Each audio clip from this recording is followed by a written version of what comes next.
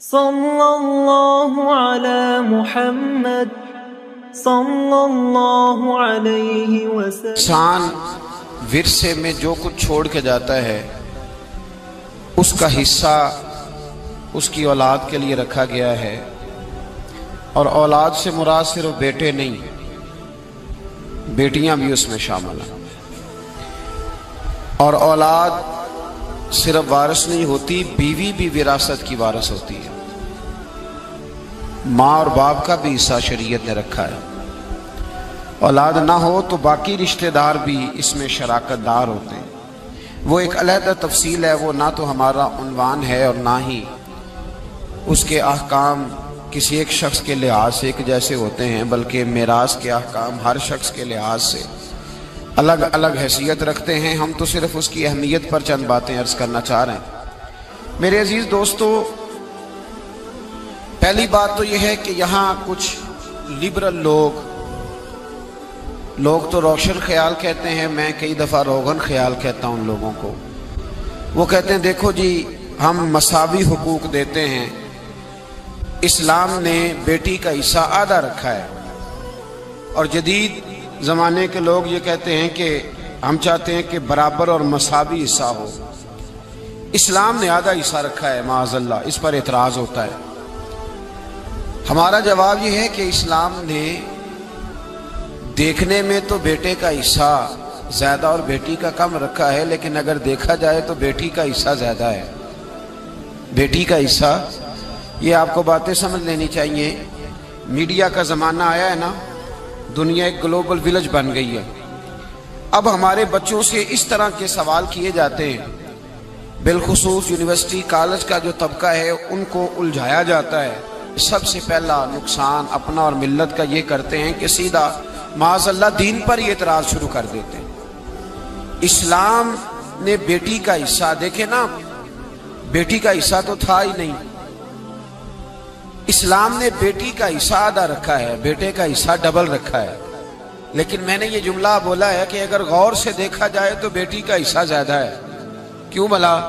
اس لیے کہ بیٹی کا حصہ تو رکھا گیا ہے، پر بیٹی کے ذمہ حق کوئی نہیں رکھا گیا۔ بیٹی کا حصہ رکھا گیا ہے پر اس کی ذمہ داری، بیٹی جب تک بیٹی ہوگی تب تک باپ کی ذمہ داری ہے، اور جب وہ بیوی ہوگی پھر وہ شوہر کی ذمہ داری ہے، اور جب وہ ماں ہوگی پھر وہ بیٹوں کی ذمہ داری ہے۔ اس کی ذمہ کوئی چیز نہیں لگائی گئی، اس پر ضرور توجہ کرنی ہے آپ حضرات۔ عورت کے ذمہ کوئی چیز، دیکھیں نا، نان نفقہ شریعت میں خامند کی ذمہ داری ہے۔ رہنے کو مکان دے گا، پہننے کو کپڑا دے گا، عورت کی ضروریات کا خیال رکھے گا۔ ڈیوٹی کس کی؟ خامند کی۔ اور جب اس سے قبل وہ اپنے باپ کے گھر میں تھی تو ڈیوٹی کس کی تھی؟ والد کی۔ والد اس کو کپڑے لے کے دے گا۔ والد کسی جگہ شریعت میں یہ موجود نہیں ہے کہ بیٹی خود جا کے کما کے لائے گی، باپ کی ذمہ داری۔ اور جب شادی ہو گئی تو پھر خامند کی ذمہ داری، اور جب وہ ماں بن گئی تو پھر تو میرے محبوب نے کمال ہی کر دی۔ فرمایا بیٹا جب جنت ڈھونڈنے نکلے گا تو اسے ملے ہی ماں کے قدموں کے نیچے۔ تو بات ہی ختم ہو گئی، پھر وہ ذمہ داری۔ ایک صحابی نے کہا یا رسول اللہ صلی اللہ تعالی علیہ وسلم، میرا سب سے قیمتی پیسہ کون سا ہے جو میں خرچ کروں تو مجھے سب سے زیادہ اجر ملے؟ تو محبوب نے فرمایا جو تو اپنے ماں باپ پہ خرچ کرے گا اللہ اس کا اجر تجھے سب سے زیادہ عطا فرمائے گا۔ تو عورت کی کوئی ذمہ داری، لیکن اس کا حصہ شریعت نے پھر بھی اور دیکھیں کئی جگہوں پہ رکھا ہے۔ اگر بیوی ہے تو 8واں حصہ ہے، بیوی کا بھی 8واں حصہ، بولیں تو صحیح نا۔ خامند کی جائیداد میں بیوی حصے دار ہے، ماں ہے، تو بعض مسائل میں بعض اوقات چھٹا حصہ ماں باپ کا بھی موجود ہے، اور بیٹی ہے تو 1/3 حصہ اس کا بھی موجود ہے۔ تو حصہ بیوی کا ہر جگہ پہ ہے۔ وصیت ماں بھی جائیداد میں، بیٹے کی جائیداد میں حصہ ہے۔ وصیت بیوی کے خامند کی جائیداد میں بھی حصہ ہے، اور وصیت بیٹی کے باپ کی جائیداد میں بھی اس کا حصہ اس کا ہے، پر اس کی ذمہ داری۔ تو پھر بتائیے اسلام نے زیادہ دیا ہے کہ کم دیا ہے؟ ڈیوٹی تو مرد کی زیادہ ہے، نان نفقہ بھی اس نے دینا ہے، خیال بھی اس نے رکھنا ہے، عورت کا حصہ۔ اب ایک پہلو تو یہ ہے لبرل لوگوں کا، ایک معاملہ میرا اور آپ کا ہے۔ اسلام نے بھی حصہ رکھ دیا, قانون نے بھی حصہ رکھ دیا ہے, لیکن کوئی حصہ دینے کو تیار کیوں جی؟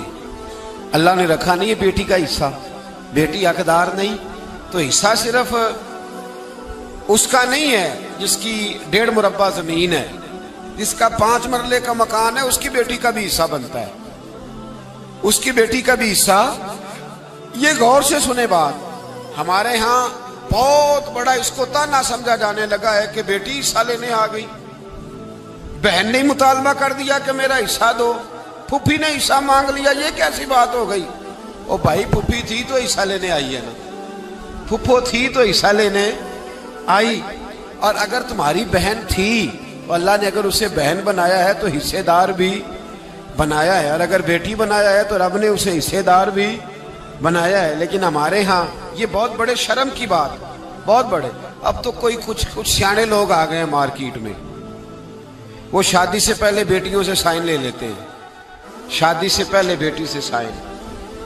اور جب ہمارا حال یہ ہے کہ جب داماد کو ہم رشتہ دکھا رہے ہوتے ہیں, جب ہم بچی کے سسر کو رشتہ دکھا رہے ہوتے ہیں, تو اسے سب سے پہلے جی ٹی روڈ والی دکانیں دکھاتے ہیں, اے بھی ساڑیاں نے اللہ دے فضل نہ, اور پھر اس کو پچھواڑے والی حویلی بھی دکھاتے ہیں. الحمدللہ بڑا کرم ہے اللہ.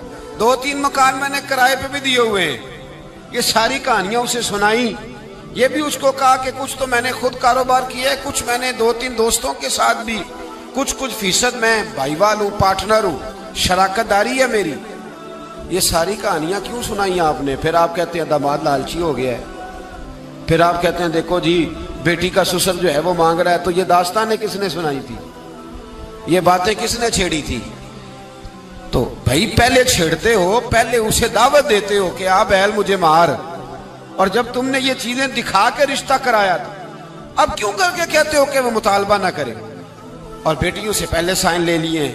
اور اگر بیٹی بیچاری آتی نہیں, کیونکہ پہلے دن, اور اگر آپ ناراض نہ ہو تو اس سب کے اندر الجھ بیچاری بیٹی جاتی ہے. کیونکہ جب ہم نے رشتہ دکھایا تھا تو ہم نے داماد کو کہا تھا کہ یہ مکان بھی, یہ جائیداد بھی, یہ سارا کچھ میرا ہی ہے. 4 بھائی جو آپس میں مل کے کبھی ایک دن بھی روٹی نہیں کھاتے, وہ جب رشتہ دیکھنے والا آتا تو کہتے جی کٹھے ہیں جی, اللہ کے فضل سے کاروبار کٹھا ہی ہے, حالانکہ کبھی کٹھے بیٹھ کے روٹی نہیں کھائی الا ماشاءاللہ. یہ ساری کہانیاں سنا دی, بڑے بھائی کا کاروبار بھی دکھا دیا, چھوٹے کی دکان بھی دکھا دی. اب وہ بیٹی کو تو نہیں پتا کہ میرا ابا یہ کام کر رہا ہے, اور داماد کو اور اس کے والد کو یہ سارے لالچ پہلے سے دے دیے. اب وہ چونکہ لالچ سے اس نے شادی کی تھی, شادی کے کچھ عرصے کے بعد اس نے کہا چل لا پھر اپنے ابے سے ایک دکان. جب وہ لالچ سے شادی کرتا ہے تو ٹھیک شادی کے 2-3 مہینے بعد ہی اسے ضرورت بھی پڑ جاتی ہے, اور بڑی ایمرجنسی لاگو ہوتی ہے. کہتا لا اب لے کے آ. اب وہ جب جا کے کہتی ہے کہ جناب لاؤ میرا حصہ, تو ابا جی کہتے ہیں تینوں دیاں گے تو پھر دوسریاں نو بھی دیاں گے, تو سارے مطالبہ کریں گے, تجھے دیں گے تو باقی بھی مانگیں گی. اب خامد بھیج رہا ہے اور والد دے نہیں رہا, بلکہ والد الٹا کہہ رہے ہیں کہ تجھے اسے وہیں سمجھانا چاہیے تھا. تو بتائیے اس سارے معاملے میں نقصان کس کا ہوا؟ بولیے. تو یاد رکھیں, پہلی بات تو یہ ہے کہ یہ لالچ بناؤ ہی نہ, یہ رنگ اپناؤ ہی نہ, یہ انداز سکھاؤ ہی نہ, یہ طور طریقے بتاؤ ہی نہ. آپ یقین کریں 1-2 معاملات میں رشتے کرانے والوں سے ملاقات ہوئی, کچھ بچوں کے رشتے کرنے تھے, تو بعد رشتے کرانے والوں سے گفتگو ہوئی, تو وہ رشتے کا بتاتے کہتے ہیں جی ایک رشتہ ہے ایک بچی کا, اس کے گھر والے کہتے ہیں ہم نے کار بھی دینی ہے. تو میں فوراً کہتا ہوں کہ رشتہ تو ابھی دیکھا ہی نہیں, تو کار کا پیغام تم نے پہلے سنا دیا ہے. وہ کہتے ہیں جی ہم نے گاڑی دینی ہے, نہیں یہ پہلے پیغام دے دیا. اور بچی کے نام ایک سوسائٹی میں مکان بھی ہے, شریعت نے بچی کا حصہ رکھا ہے. باپ کی جائیداد میں بیٹی کا حصہ, بولیے سارے بولیے. چلو جنہ نہیں بھی پروگرام دین دو بھی منو تے صحیح نہ. اللہ نے بچی کا حصہ, جس کا 4 مرلے کا مکان ہے, اس کی بیٹی کا بھی حصہ, اور اس کی اہمیت ہے. دین نے اس کو بیان کیا ہے, قرآن و سنت نے اس کو بیان. والد اپنی قبر وزنی نہ کرے, اور میں بڑی ذمہ داری سے کہہ رہا ہوں, بیٹے تیرا زیادہ ختم نہیں دلائیں گے تیرے بعد, بیٹیاں زیادہ دلائیں گی. اور ایک بات اور کر دوں تو میرا خیال ہے آپ سمجھ جائیں گے, بیٹا اگر دعا کبھی مانگے گا بھی تو رسمی مانگے گا, اور بیٹی تیرے مرنے کے بعد تیرے لیے جب بھی دعا مانگے گی رو کے مانگے گی.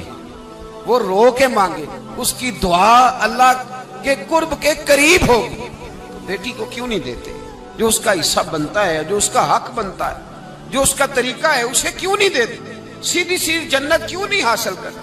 کب تک؟ پہلے زمانے میں سخت بات کرنے لگا ہوں پر میری مجبوری ہے، پہلے زمانے کے باپ بیٹیاں دفن کر دیتے تھے، آج کا باپ بیٹی کا حصہ دفن کر دیتا ہے۔ یہ بتائے یہ کس کے ساتھ مقابلہ کر رہا ہے؟ پچھلے زمانے کا باپ بیٹی دفن کرتا تھا، آج کا باپ بیٹی کا حصہ دفن کرتا ہے، بیٹی سے پیسے چھپا کے رکھتا ہے، وہ بیٹی سے جائیداد چھپا کے رکھتا ہے، وہ خرچے بتاتا ہے۔ تو بتا، وہ بیٹی دفن کرتا تھا تو اس کا حصہ دفن کرتا ہے۔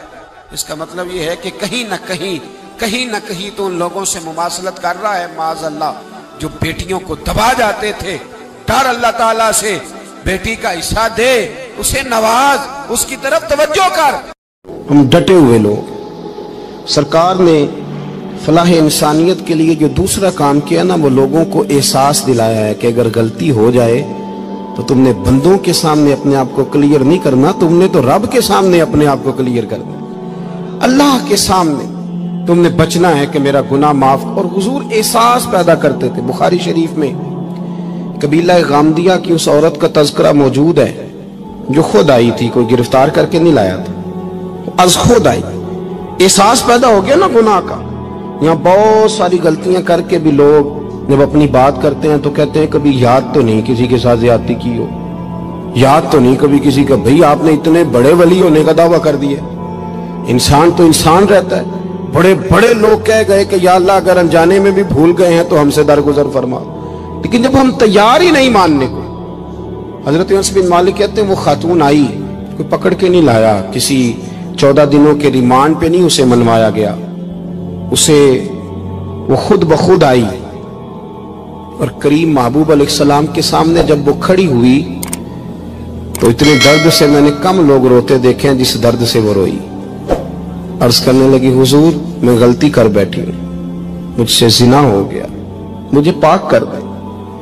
تو محبوب کریم علیہ السلام نے فرمایا تو کیسے ثابت کرے گی تو نے گناہ کیا؟ یعنی مجرم کو ثابت کرنا پڑ رہا ہے کہ میں گناہ گار۔ یہ وہ کمال ہے کہ انسانوں کو احساس ہونے لگے کہ یہاں ہم غلط ہیں۔ جب اعتراف جرم ہوتا ہے، جب بیماری کی تشخیص ہوتی ہے تو پھر اس کا علاج بھی ہو جاتا ہے۔ حضرت انس بن مالک کہتے ہیں وہ عرض کرنے لگی حضور میرے پیٹ میں ناجائز بچہ ہے۔ حضور نے فرمایا جا جب بچہ پیدا ہو تو پھر آنا۔ وہ 8 ماہ کے بعد آئی تو اس کی گود میں پھول سا بچہ تھا۔ حضور نے فرمایا واپس جا، جب روٹی کھانے لگ جائے تو پھر آنا۔ وہ 2 سال 2.25 سال دودھ پلاتی رہی، پھر جب آئی تو بچے کے ہاتھ میں روٹی کا ٹکڑا تھا۔ کریم محبوب صلی اللہ تعالی علیہ وسلم سے آ کے جب اس نے بات کی تو وہ درد سے روئی، کہنے لگی یا رسول اللہ 3 سال ہونے کو ہیں، میں نے گناہ کیا ہے، میں ساری رات سو نہیں پاتی۔ حضور تڑپتی، اگر اس حال میں مر گئی تو اپنے رب کو کیا منہ دکھاؤں، مجھے پاک کر دے، میرے حال پہ رحم فرمائے۔ محبوب کریم صلی اللہ علیہ وسلم نے بچہ ایک صحابی کو دیا، فرمایا بچوں کی طرح پالنا، اور کہا اسے لے جاؤ، پتھر مار مار کے اسے سنسار کر دو۔ صحابہ کہتے ہیں اسے پتھر لگ رہے تھے اور حضور بیچانی کے ساتھ ٹہل رہے تھے۔ آ کے خبر دی حضور وہ تو وصال کر گئی، انتقال ہو گیا۔ فرمایا یہاں تک تو بات اس کی تھی۔ حضرت انس بن مالک کہتے اب محبوب کریم نے صحابیات سے فرمایا اسے غسل دو، کفن پہناؤ، جنازہ تیار ہو جائے تو مجھے خبر کرنا۔ حضرت انس بن مالک کہتے ہیں غسل ہوا، کفن ہوا، جنازہ تیار ہوا تو حیران ہم تب ہوئے جب میرے محبوب نے فرمایا صفیں بناؤ، میں خود جنازہ پڑھاؤں گا، میں خود جنازہ پڑھاؤں گا۔ اور سرکار نے جنازہ پڑھایا تو ایک شخص کی زبان سے نکلا حضور اس ملعون کا معاذ اللہ جنازہ جس نے ناجائز بچہ جنا، اس کے لیے آپ دعا کر رہے ہیں، جنازہ پڑھا۔ حضور فرمانے لگے خاموش ہو جاؤ، تم نے گناہ دیکھا ہے اس کا احساس نہیں دیکھا، تم نے غلطی دیکھی ہے لیکن اس کی توبہ کا انداز نہیں دیکھا۔ اور صاحب کنز العمال نے یہ لفظ نقل کیے ہیں کہ کریم محبوب فرمانے لگے اس نے تو ایسی شاندار توبہ کی ہے کہ اگر میں اپنی ساری امت میں بانٹ دوں تو اللہ سب کی مغفرت فرما دے گا۔